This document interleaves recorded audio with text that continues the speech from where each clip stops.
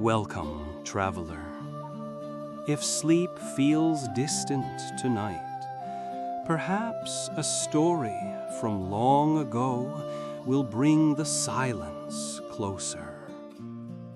Not a loud tale, not a tale of heroes and kings, but of places where history whispered and people like you and me once laughed, feared, and hoped beneath the same tired moon. So rest your eyes and let the echoes of the past carry you gently into sleep. You stand before the door. Not a grand gate, not a shining archway, but a crooked piece of wood, dark, damp, and older than any building you've ever entered. You hesitate, not because of fear, but because the silence behind it feels heavy, like the air is holding its breath. You reach out, fingers brushing the iron handle, cold, rusted, worn down by hands that came long before yours. The door groans, not a creak, a groan, like old bones remembering pain, like a warning wrapped in wood. It doesn't swing open easily. It resists, like it's protecting something inside, or trying to keep something in. And then, finally, with a sigh that sounds almost human, the door yields. Smoke escapes first, a soft swirl that smells of wood, wet fur, and onion? Maybe cabbage, maybe something worse. You pause again, because stepping in feels more permanent than it should. This isn't a tavern, not yet. Right now, it's a threshold, a moment stretched between centuries. And once you cross it, you won't be the same. So you breathe, one last breath of the outside world, the world you know, the world with light switches and hot water and clean linen. And then you take a step forward. The door shuts behind you with a sound that's not quite a slam, but definitely a decision. The light inside is orange. Not golden, not bright. It flickers like a tired candle, spilling just enough to see where not to step. The wooden floor creaks beneath you. Each plank feels like it remembers a story. A spilled drink, a stomped boot, a dagger dropped in rage or drunken song. There's a fire in the corner. It crackles, but the warmth doesn't reach the walls. It burns like it's doing its job, reluctantly. Dust floats in the air, dancing through the shadows as if time itself never fully settled here. You look around. Tables, long and uneven, fill the room. Some are carved with names, some with scars. And then you notice them, the people. They're not talking, they're watching, quiet, careful, measuring you. A man with a crooked nose lifts his mug. A woman with a missing tooth grins not kindly. A hooded figure near the fire doesn't move, but you feel his eyes follow. You've entered a room where stories gather in the silence, where nobody knows your name, and everyone suspects your reason for being here. You walk slowly, not to draw attention, but because every step feels like it echoes too loudly. You find a corner, not empty, never empty, but less full, and you sit, not because it feels safe, but because standing any longer would make you look afraid. And right now, in this place, fear smells louder than sweat. You smell it before you see it.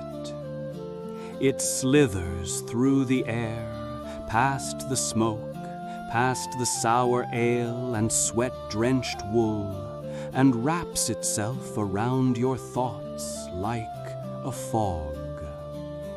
The scent is complicated, rich, earthy, unsettling, not repulsive, but not comforting either. Your eyes adjust. There, near the hearth, a massive iron pot rests over a bed of coals, bubbling softly, like it's whispering secrets. The lid is cracked open, just enough to let steam rise and curl into strange shapes, like ghosts that don't want to leave. You step closer. Inside, something turns. Thick broth clings to the side of the pot. You can't name the color. Somewhere between brown and green and gray. Chunks of meat float lazily. At least you hope they're meat. Some pieces are oddly shaped. One looks almost like a curled fist. Another might be bone or root. You're not sure which would be worse. No one tends the pot, but it seems to watch you anyway. There's no sign, no menu, no prices scribbled on a wall. Just a stack of cracked bowls nearby and a ladle blackened from decades of use. Behind you, a floorboard groans. You turn slightly.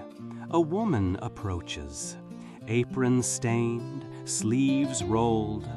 Her face is blank, unreadable, but not unfriendly.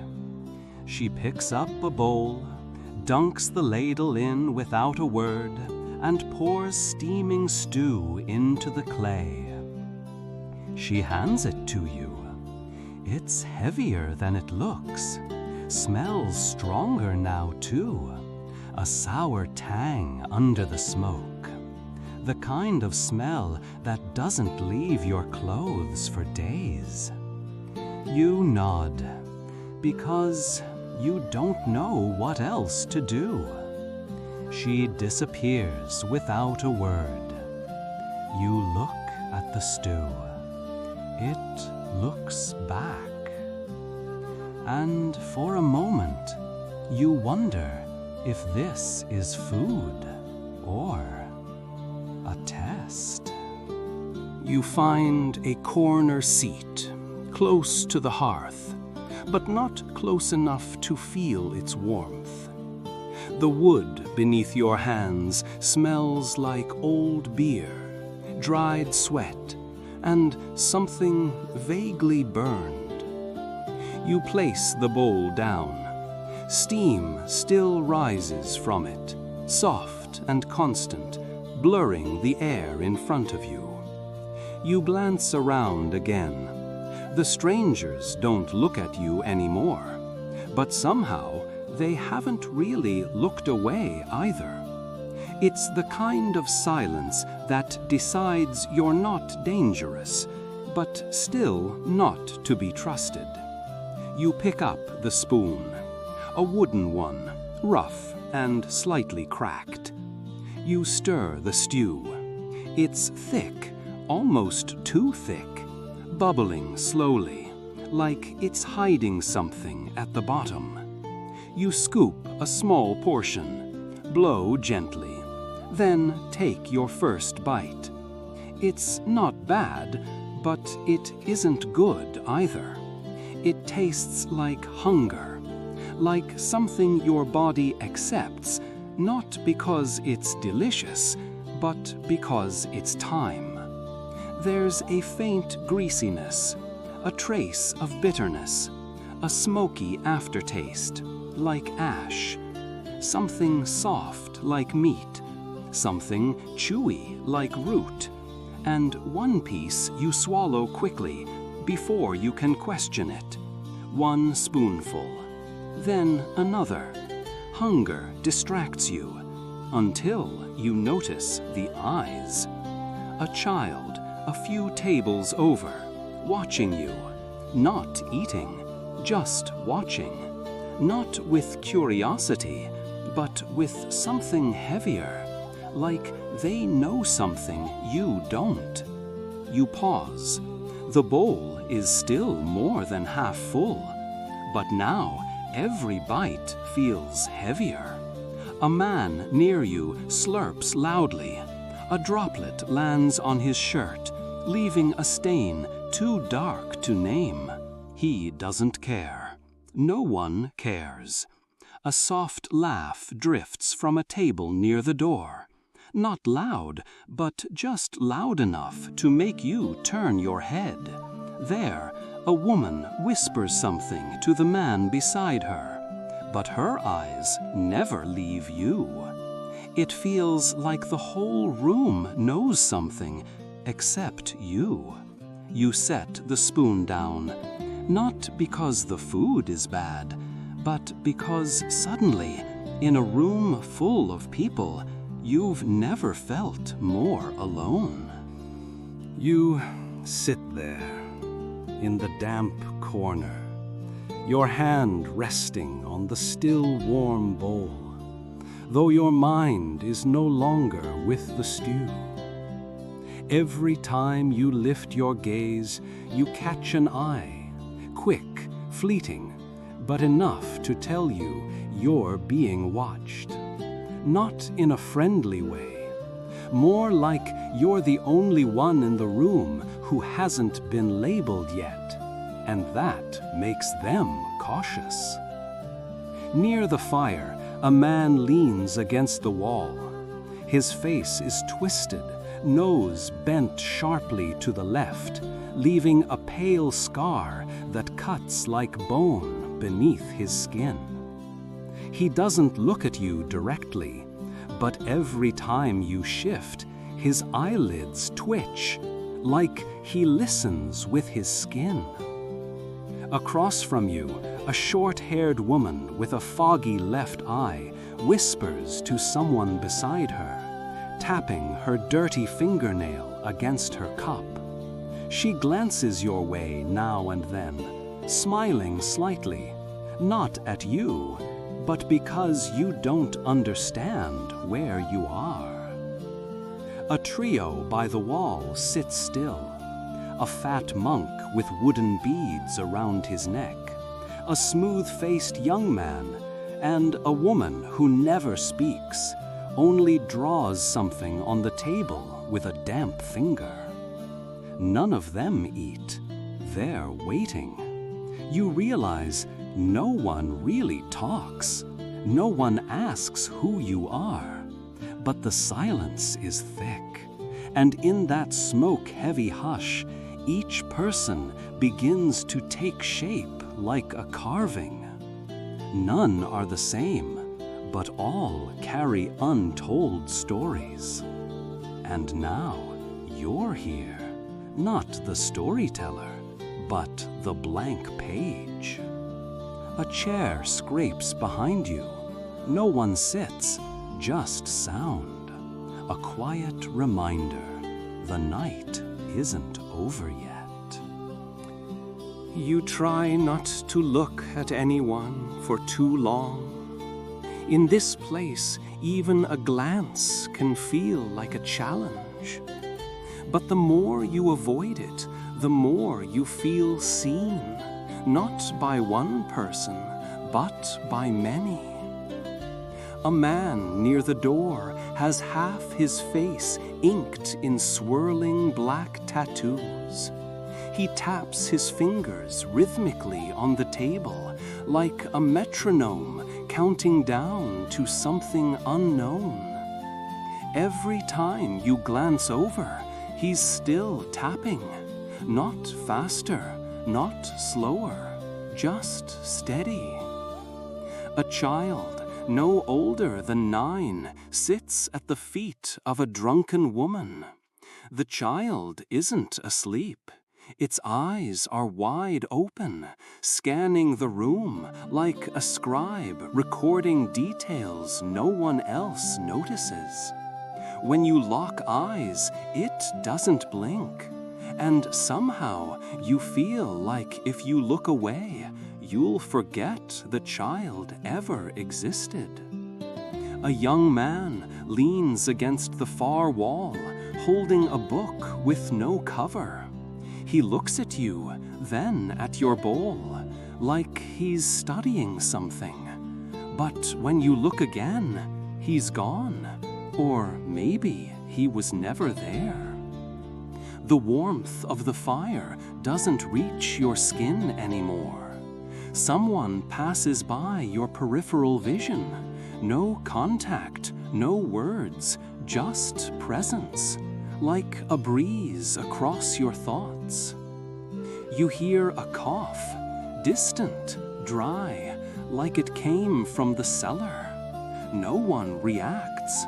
It's as if they've all accepted that not every sound in here has a source. The tavern is no longer just a room. It's a stage. And you're standing in the middle of a play you didn't audition for. You don't know who the audience is or the actors. You only know someone or something is waiting for you to speak. It's not quiet here. Not truly. The silence is only on the surface, like frost on a pond, thin and temporary. Beneath it, sound lives, raw, close, unpredictable. A spoon scrapes the bottom of a bowl. A chair leg drags unevenly against the stone floor. Someone mutters, no words, just noise, the kind that fills the mouth when sleep is afraid to come. A sharp laugh cuts through the haze, not joyful, more like a bark from someone who's forgotten how to laugh properly. A dog growls low under a table. No one stops it. Someone drops a cup, but it doesn't shatter, just rolls, hits a boot, and disappears under shadows. The air crackles, not with fire, but with the weight of everything unsaid. You realize survival here doesn't wear armor. It wears quiet fury. It wears hunger. It wears eyes that don't blink. A man stands up suddenly. His bench squeals as if protesting. He walks, slow, heavy steps, and no one dares look at him. Because everyone here knows, if you acknowledge a threat, it becomes yours. So they keep eating, or pretending to. Someone begins humming, a low, broken tune, rising and falling like breath. Maybe a lullaby, maybe a warning. You can't tell. But your chest tightens with every note. Somewhere near the hearth, wood splits loudly in the fire, sending sparks into the air. And for one terrifying second, it sounds like bones.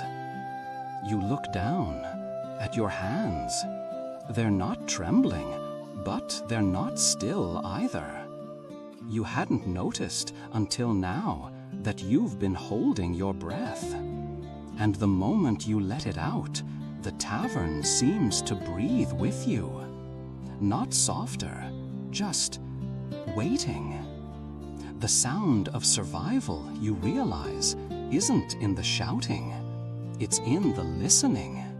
It's in what people don't say, what they chew on quietly, what they swallow with their eyes downcast. This place isn't loud, but it's never silent. And that's how you know everything here is still alive. You thought the loudest things in this tavern were the voices, the chairs scraping, the coughing near the fire.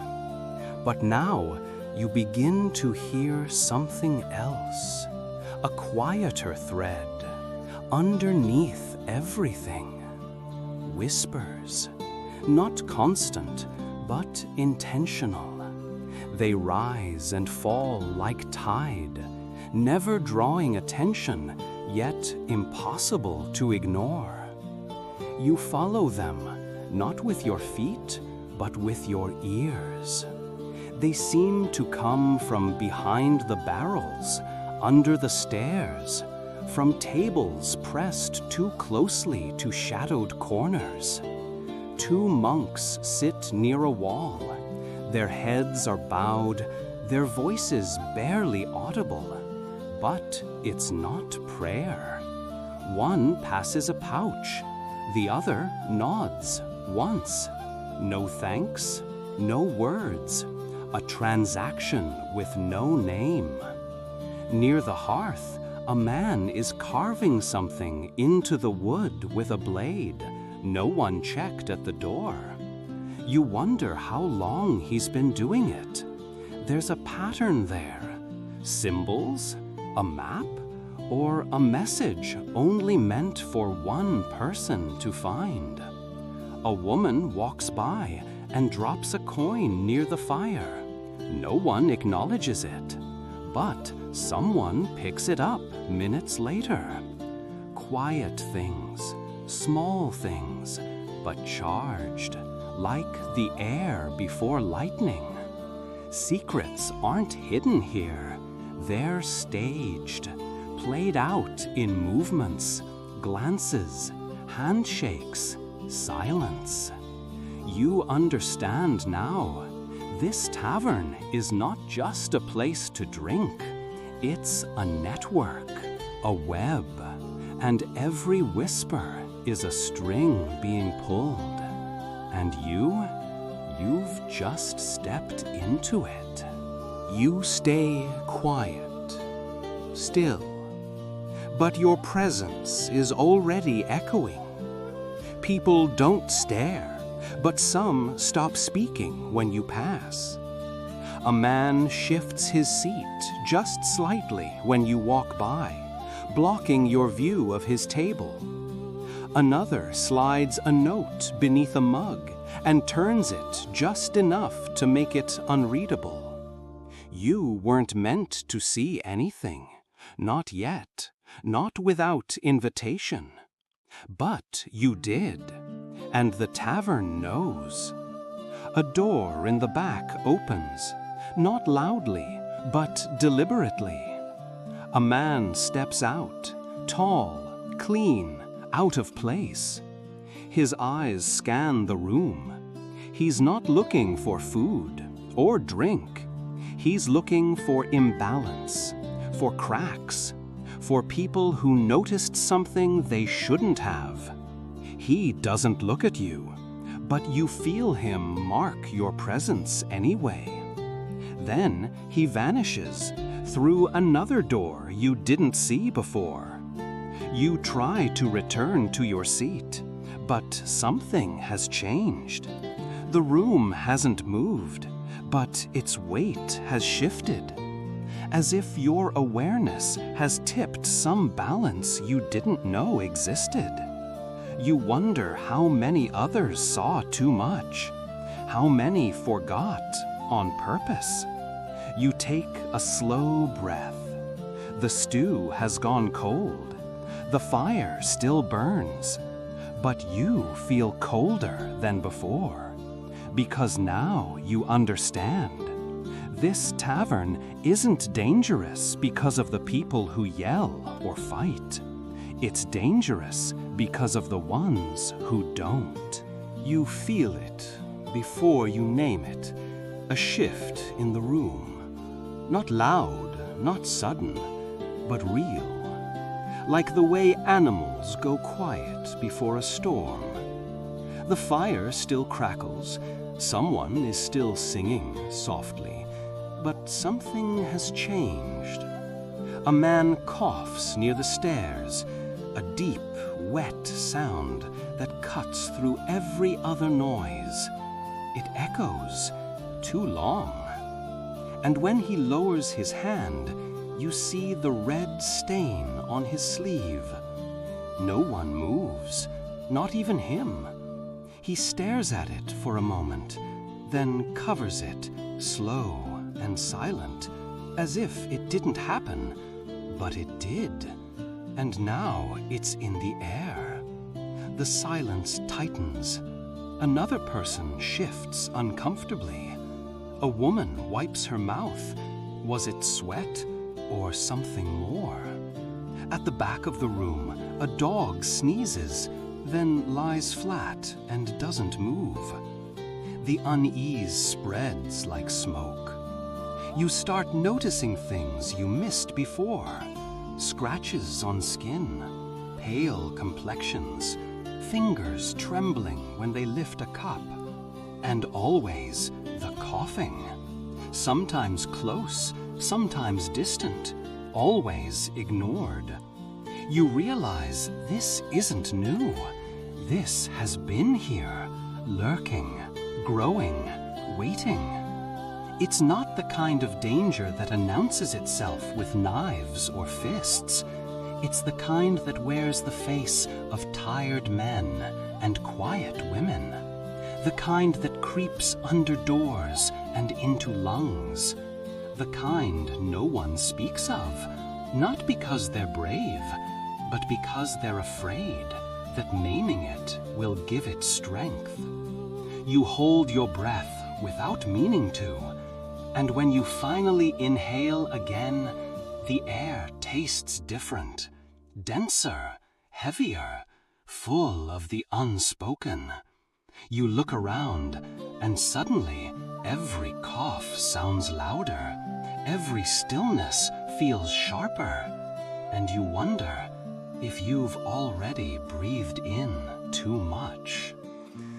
You think about leaving, just for a second, but your legs don't move, because leaving means drawing attention, and here being noticed might be worse than staying. So you sit, you stay, and you listen to the tension, to the weight of glances no one admits to. A man near the door wipes his hands again and again on fabric already stained beyond saving. A girl hides her face behind her scarf, eyes darting like birds, looking for somewhere safe to land.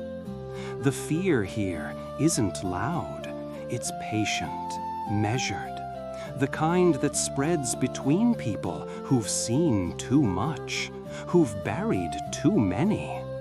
You realize this isn't a place where people come to relax.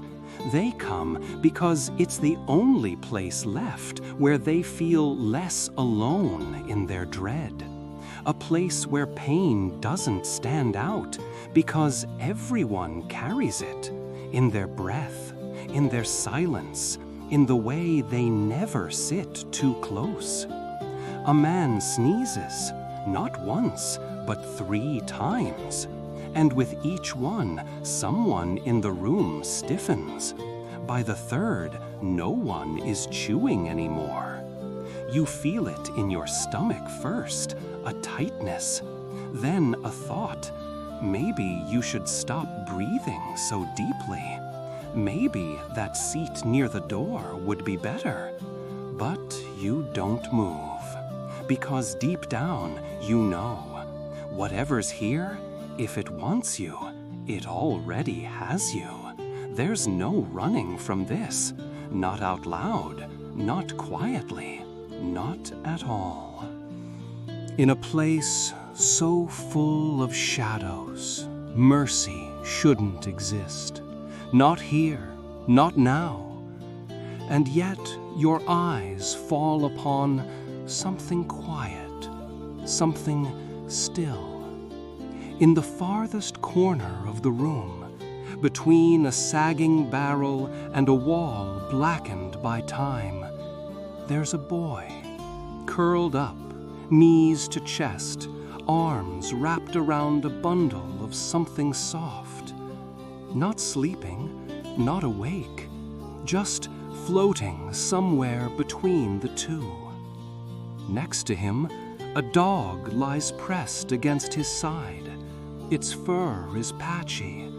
One ear twitches in its sleep, but it doesn't growl. It doesn't flinch. It stays, breathing with him, protecting without posture. No leash, no master, just loyalty, born from shared cold and hunger. The boy's eyes are half open, watching something in the dark that no one else sees. You watch him, not out of curiosity, but reverence. In this room where everyone carries a weight, he carries only stillness, and it changes the room, just a little. Around him, people walk by, boots thud, chairs scrape, a mug is dropped. No one disturbs the corner, not because they care, but because, even here, some spaces are sacred. A woman with ash-gray hair passes. She doesn't look at the boy, but from under her cloak, she pulls a frayed blanket, worn thin, almost useless. She drapes it gently over him and keeps walking. She never breaks stride. She doesn't wait for thanks, and the boy doesn't speak. But for a moment, brief and bright, it feels like warmth came from something other than the fire. You don't breathe. You don't move. You just witness. And in witnessing, something in you softens, like a frost melting, not fast, not loud, but sure. The fire still burns in the hearth, but its heat doesn't reach you like this moment does. This is different, deeper, softer, and it doesn't belong to anyone. The boy didn't ask, the woman didn't speak, the room didn't change its rhythm, but something happened. You sit straighter, as if trying to feel it more fully, not with your skin, but with something older, a memory of being held, a memory of being seen.